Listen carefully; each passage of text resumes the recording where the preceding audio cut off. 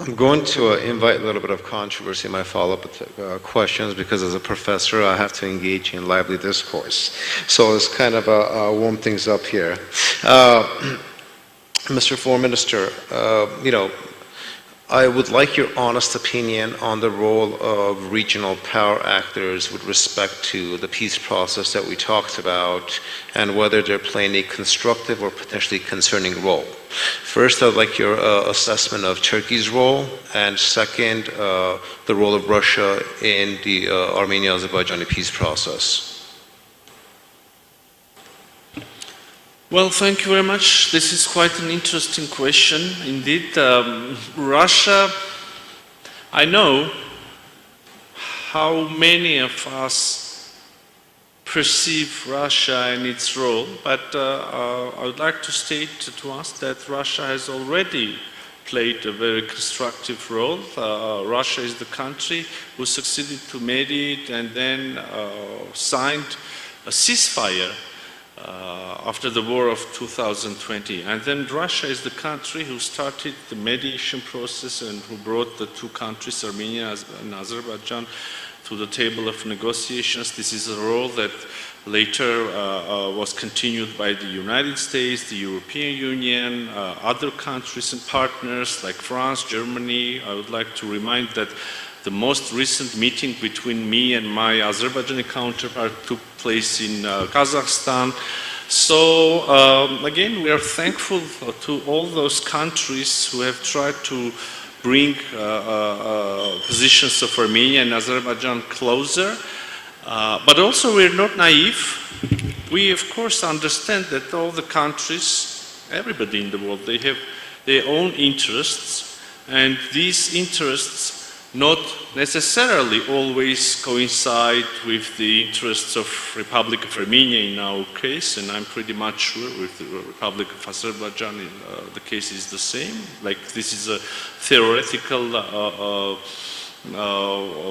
axiomatic truth, I think, but nevertheless, so not necessarily the interests and the vision of Russia and Republic of Armenia coincide. I would like to have my Russian counterpart here as well, sitting with us and participating in deliberation. By the way, I'm enjoying this momentum where we can hear the distinguished representatives of Luxembourg, Lithuania, and at the same time distinguished representative of Iran. This is all Yerevan dialogue about, so we should be listening to each other more, we should be taking into consideration each other's positions more, and as I said earlier today, this is the chance. If we have a chance, then the dialogue and the conversations are the only path. So coming back again to your question, in the same logic, I would like to have my distinguished colleague from Turkiye participating in this deliberation as well as I wish we have had signed this, we have this peace treaty signed, and I had the chance also to see my Azerbaijani colleague here. Turkey can, of course, understandably play a crucial role in this process of establishing peace and stability in South Caucasus. You most probably are aware that we have launched a dialogue with Turkey, and it's quite already a long time that we have this dialogue. There have been many small or larger steps that the two sides we implemented in terms of building more confidence among each other, but in between us. But also, as you are aware, we have agreed to establish diplomatic relations. We don't have any diplomatic relations with Turkey so far, and also open the borders between Armenia and Turkey. So I would say that we have very good understanding, and we have even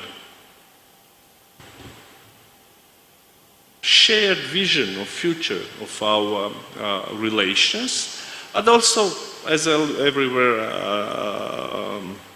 we have some complications as well.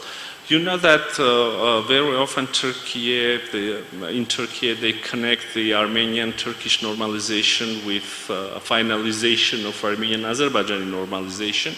Well, I personally don't think this is the most efficient way of building relations.